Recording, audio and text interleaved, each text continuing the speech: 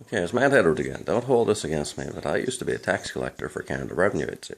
Therefore, I know a lot about offsets and garnishes and attachments and assignments and all that because I worked at it for 12 years. So my point about all this here is that ordinarily you have to have a legal authority to collect on money. The Government of Canada, because, well, basically they make the law, they put it into the Income Tax Act under Section 2241 that a collector could just write up the garnishee, send it to his manager, he'd sign off it, and we'd go get the money. But ordinarily, like a company that's in the private sector, to collect the debt, they would have to go and get a court order.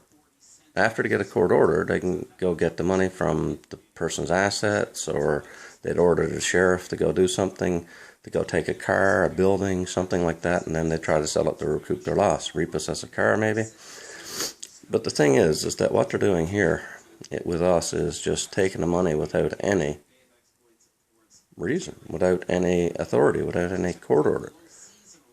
Now, that's fundamentally unfair as far as I can see, because how can they be allowed to do that?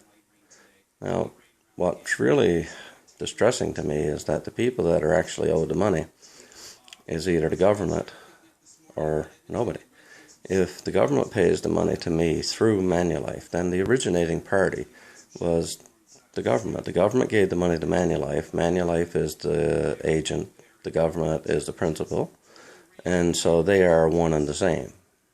So the first time it leaves the principal's hands and goes externally to someone else is when it comes to me.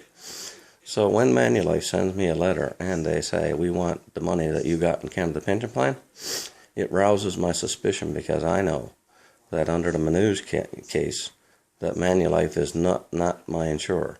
Now, they haven't alleviated my concerns. In fact, they've used bullying tactics. They said, if you don't do this, we're going to take 100% of your pension, your Canada Pension Plan.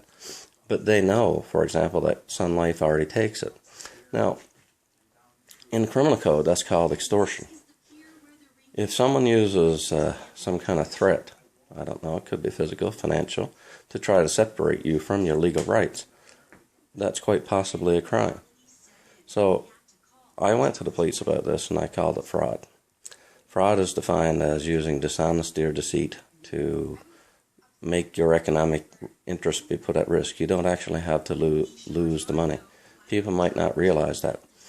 And that comes from the Olan Supreme Court case in 1978. So the two things that you have to prove is, was there deceit or dishonesty? And was there a risk of the person losing something? Well, in this particular case, we know that Manulife's not the insurer. So they're claiming to be the insurer. So I believe that's dishonest. Now, the risk of loss is they're asking for something that has a value to me.